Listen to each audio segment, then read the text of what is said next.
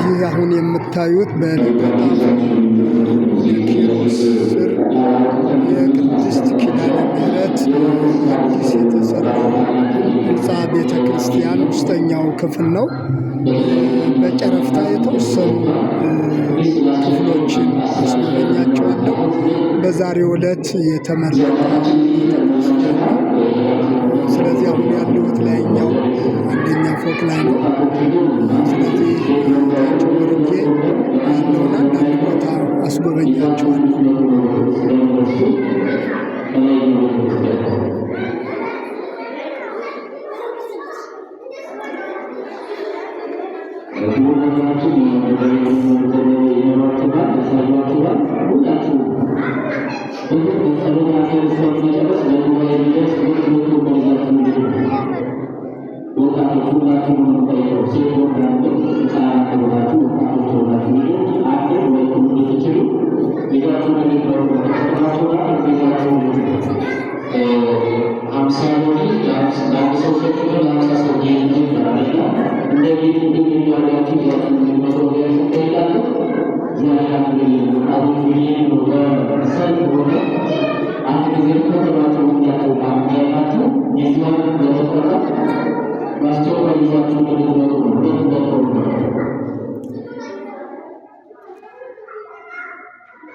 አሁን እያያችሁ ያላችሁት ከአንደኛ ወደ ታች ያለውን ክፍል ነው።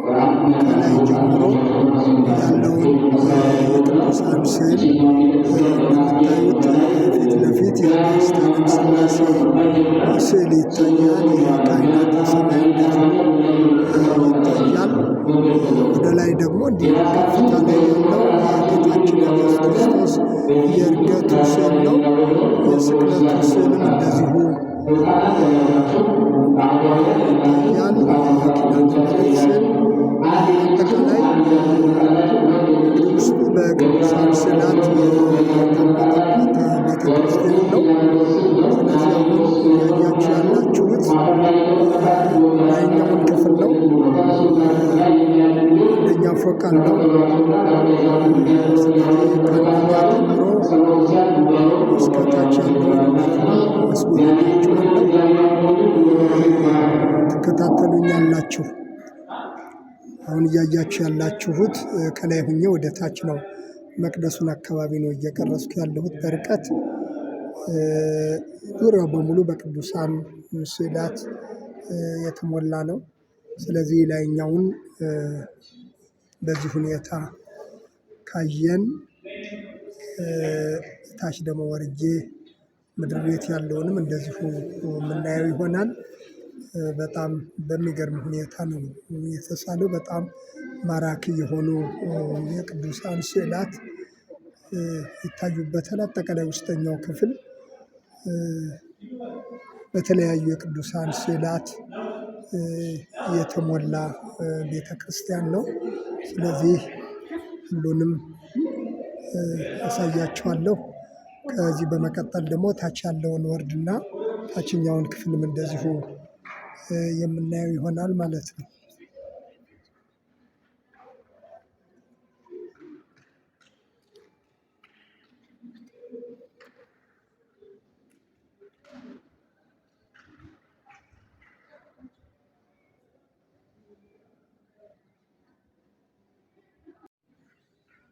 አንደኛው አቅጣጫ በኩል ያለውን ነው አሁን ደግሞ እየቀረስኩ ያለሁት።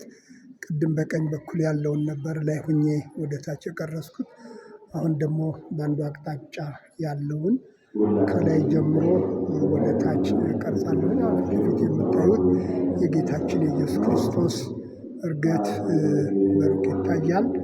እንግዲህ እንደዚሁ እያልን ታች ድረስ የቅዱሳን ስዕላት የምናየው ይሆናል።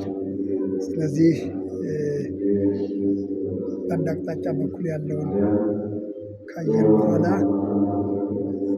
ታች ያለውን ደግሞ ወርጄ እንደዚሁ አሳያችኋለሁ። እንግዲህ የተለያዩ ቅዱሳን አባቶች አባ መቃርስ፣ አባ እንጦንስ የተባሉ አባቶችን አሁን እያየን ያለ ነው።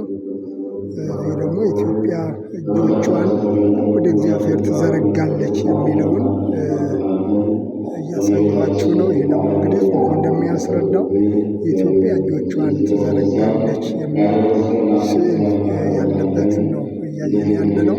እንግዲህ አጠቃላይ ቅዱሳን በዘመናቸው በአገልግሎት ዘመናቸው የሰሩትን ስራ የተቀበሉትን ሰማዕትነት እናያለን። የቅዱሳን መላእክት ስዕል እንደዚሁ ይታያል። እንግዲህ ሰዎች ይህንን እያዩ የቅዱሳንን ስራ እንዲያስታውሱ የሚያደርግ የቤተ ክርስቲያንን አስተምህሮ ገላጭ የሆኑ የቅዱሳን ስዕላት ናቸው። እንግዲህ ላይኛውን ክፍል ይህን ያህል ካየን ታች ወርጄ ደግሞ በታች በኩል ያለው አሳያችኋለሁ። ይህ ደግሞ እንግዲህ ታችኛው ክፍል ነው። ከታች ወደ ላይ ከላይ ያለውን ቅድም አይተናል።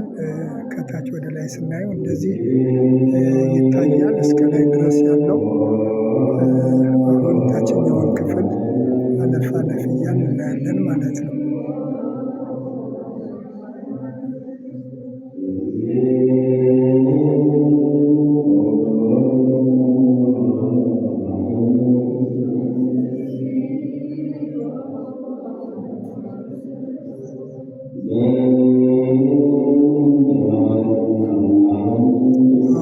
እየተካሄደ ነው። ያው ጸሎት ላይ ናቸው። እኔ በውስጡ ሆኜ እየቀረጽኩ ስለሆነ ነው። ስለዚህ በውጭ በኩል አባቶች ካህናት የዕለቱን የሰርክ ጸሎት የምህላ ጸሎት እያደረሱ ናቸው። እኔ እንዲያው እንድታዩት ያህል ውስጥ ሆኜ አሁን ታችኛውን ክፍል ምድር ቤቱን እየቀረጽኩ ነው ያለሁት። የተወሰነውን ያህል ሁሉንም ባይሆን በከፊል የተወሰነውን ያህል እናያለን። እንግዲህ ይህንን ይመስላል። በጣም የሚገርም ነው። ከላይ ሆነን እንግዲህ ወደ ታች ከታች ሆነን ወደ ላይ ስንመለከት ያው ስዕላቱ ይህንን ይመስላሉ። ውስጠኛው በጣም ደስ የሚል ይዘት ነው ያለው።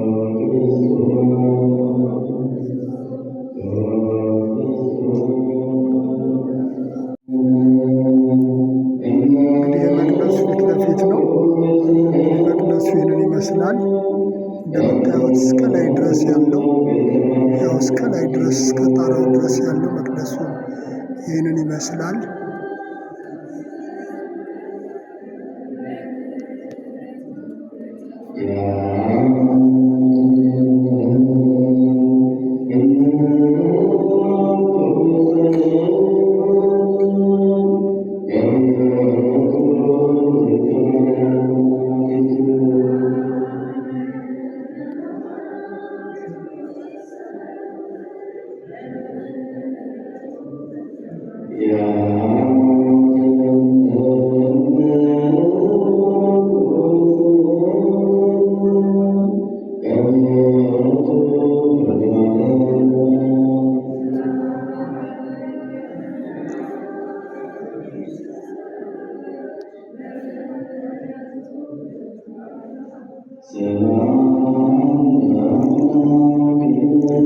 እንግዲህ እንደምታዩት አሁን የመቅደሱን ዙሪያ ደግሞ እንደዚሁ ያው በከፊል እናያለን። ምስለ ፍቁር ወልዳ የሚለው የእናታችን የቅድስት ድንግል ማርያም ስዕል በቀኝና በግራ አባ ሕርያቆስና አባ ቅዱስ ኤፍሬም ያሉበት ስዕል እዚህ ላይ እንግዲህ እንደምታዩቸው የሰማዕታት ስዕል አቡነ ገብረ መንፈስ ቅዱስ ስዕል ይታያል።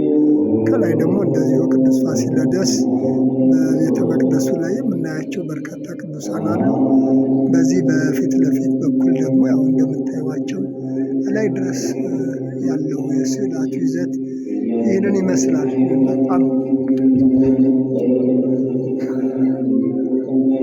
በጣም ያው በርቀት ለማየት ለማንሳት በጣም ይከብዳል። እንግዲህ በጣም ስለራቀ ሁሉንም ያው እንደው ይዘቱ እንድታየት ነው። ሁሉንም እያንዳንዱን ማሳየት አይቻልም። እዚህ ላይ እንግዲህ የተለያዩ አባቶች እንግዲህ ሰማዕታት የተሳሉበትን አካባቢ ነው። እንግዲህ አሁን እያየን ያለ ነው የቤተ መቅደሱን ዙሪያ ነው። እነዚህ እንግዲህ አባቶች ያሉበት አካባቢ ነው። በዚሁ እንግዲህ በውስጥ በኩል በስተ ምስራቅ አጠቃላይ ይህንን ይመስላል። እንደው ከፍ አድርጌ ለማሳየት ያህል እንግዲህ ይታያችሁ ይሆናል። ያው ቢርቅም እንግዲህ የተወሰነ ያው ይታያል። ዙሪያው እንግዲህ ከመቅደሱ ጀምሮ ዙሪያው በውጭ ከመቅደሱ በውጭ በኩል ያለው ጣራውና ከላይ እስከታች ግድግዳው በሙሉ በቅዱሳን ስዕላት የተሞላ ነው። በጣም በጣም ይማርካል።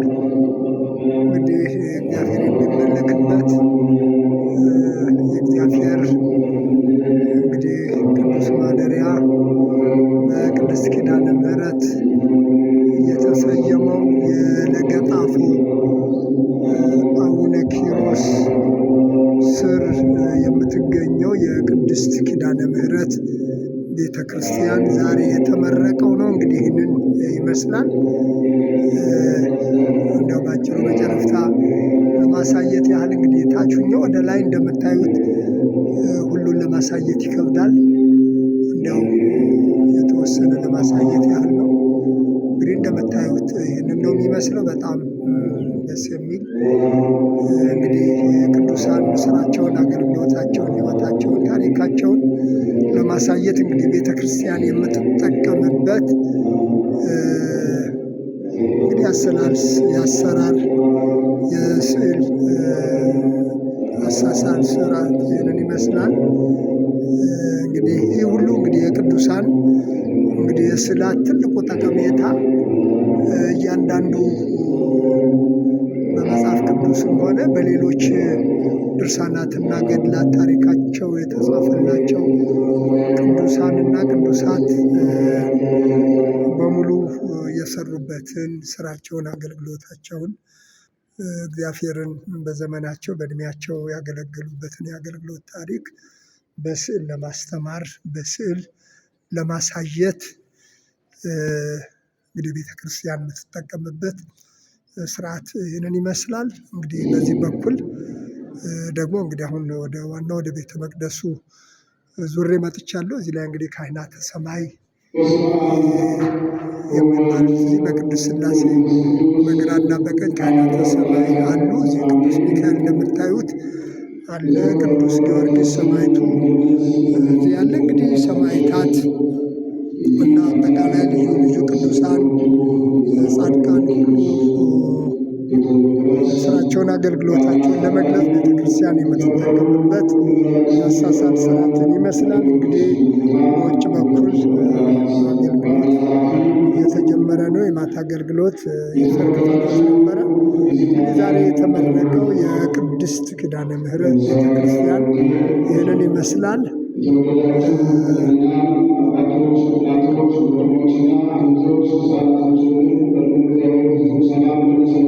ውስጠኛው ይህንን ይመስላል። በከፊል ቢሆን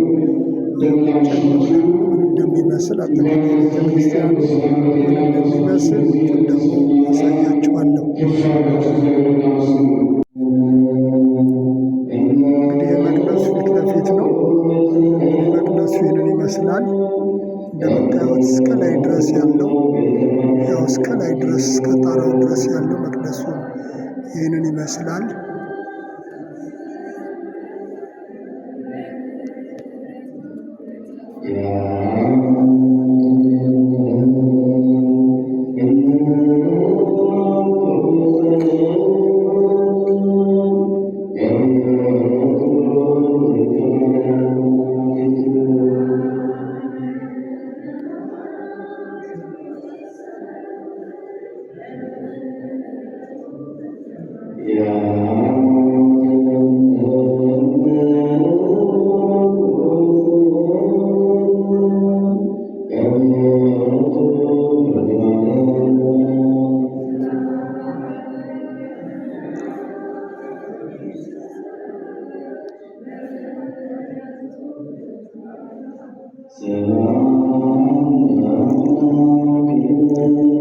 እንደምታዩት አሁን የመቅደሱን ዙሪያ ደግሞ እንደዚሁ ያው በከፊል እናያለን። ምስለ ፍቁር ወልዳ የሚለው የእናታችን የቅድስት ድንግል ማርያም ስዕል በቀኝና በግራ አባ ሕርያቆስና አባ ቅዱስ ኤፍሬም ያሉበት ስዕል። እዚህ ላይ እንግዲህ እንደምታዩዋቸው የሰማዕታት ስዕል አቡነ ገብረ መንፈስ ቅዱስ ስዕል ይታያል። ከላይ ደግሞ እንደዚሁ ቅዱስ ፋሲለደስ በቤተ መቅደሱ ላይ የምናያቸው በርካታ ቅዱሳን አሉ። በዚህ በፊት ለፊት በኩል ደግሞ ያው እንደምታዩዋቸው ላይ ድረስ ያለው የስዕላቱ ይዘት ይህንን ይመስላል።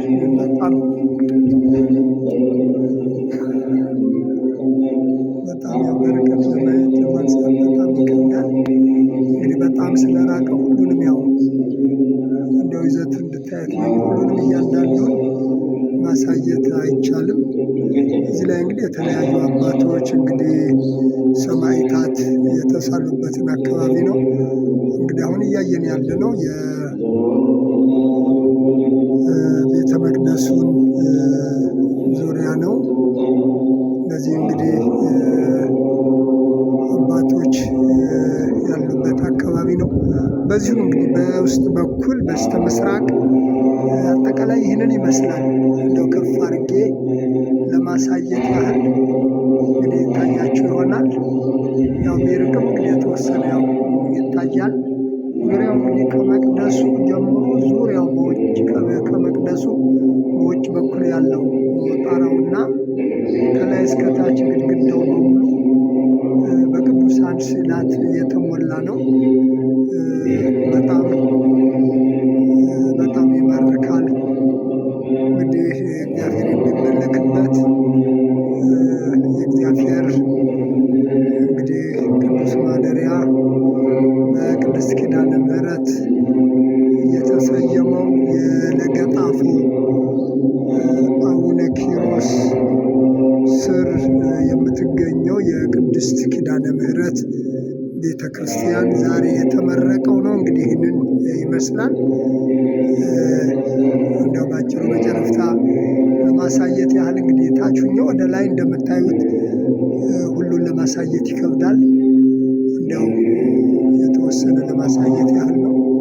እንግዲህ እንደምታዩት ይህንን ነው የሚመስለው። በጣም ደስ የሚል እንግዲህ ቅዱሳን ስራቸውን፣ አገልግሎታቸውን፣ ሕይወታቸውን፣ ታሪካቸውን ለማሳየት እንግዲህ ቤተ ክርስቲያን የምትጠቀምበት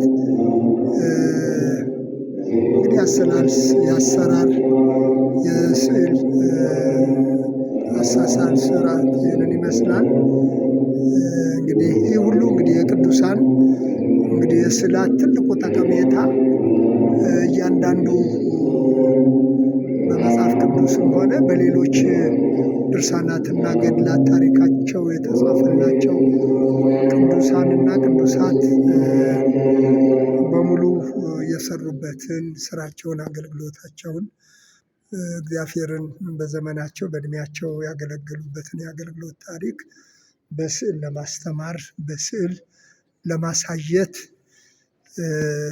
እንግዲህ ቤተክርስቲያን የምትጠቀምበት ስርዓት ይህንን ይመስላል። እንግዲህ በዚህ በኩል ደግሞ እንግዲህ አሁን ወደ ዋናው ወደ ቤተ መቅደሱ ዙሬ መጥቻለሁ። እዚህ ላይ እንግዲህ ካህናተ ሰማይ የሚባሉት እዚህ በቅዱስ ሥላሴ በግራና በቀኝ ካህናተ ሰማይ አሉ። እዚህ ቅዱስ ሚካኤል እንደምታዩት አለ። ቅዱስ ጊዮርጊስ ሰማዕቱ እዚህ ያለ እንግዲህ ሰማዕታት እና አጠቃላይ ልዩ ልዩ ቅዱሳን ጻድቃን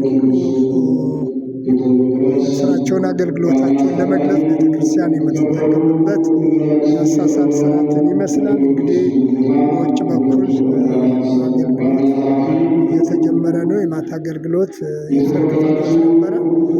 ዛሬ የተመረቀው የቅድስት ኪዳነ ምሕረት ቤተክርስቲያን ይህንን ይመስላል።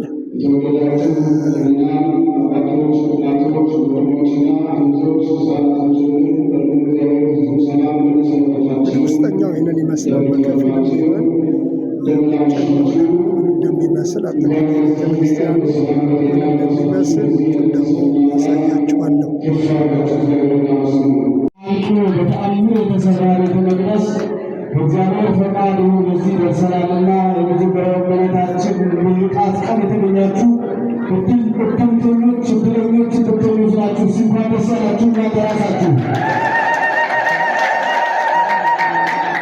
ቤተክርስቲያን መራቂዎች ናቸው። አውቃችሁ ቤተክርስቲያን መራቂዎች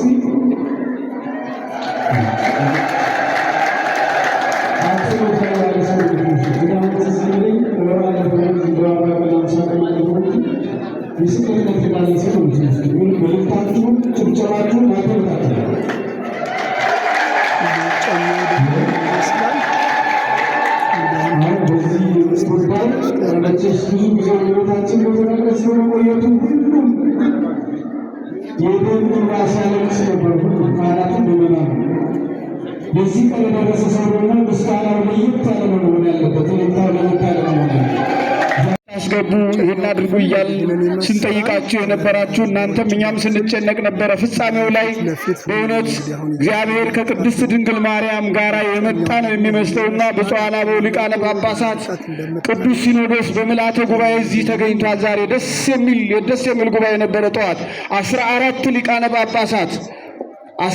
ሊቃነ ጳጳሳት ብዙ ሊቃውንት ተሰብስበው ነበረ ጠዋት ሲባረክ የነበረውና እስቲ ይህን ያደረገ እግዚአብሔርን አሁንም ደግማቸው አመስግኑት። ታዲያ ይህንን ያደረገ እግዚአብሔር አሁንም ባለው ነገር ላይ ሁላችንም በጸሎትም በሁሉም ነገር ደስታችንን እየገለጽን እግዚአብሔርን የምናመልክበት ትልቅ ቦታ ነውና የዘማሪያኑን ጊዜ እንዳልሻማ የእናንተን ያቀማመጥ ሁኔታ አሁን ለመጨረሻ ጊዜ ነው የምናገረው። ወንበሩ መጥቶላችኋል፣ ቦታው ተመቻችቶላችኋል። እንግዲህ ውጭኛው ፊት ለፊት ይህንን ይመስላል። እንደምታዩት ስለማይነገር ስጦታው ሁሉ ተመሰገነ ይሁን።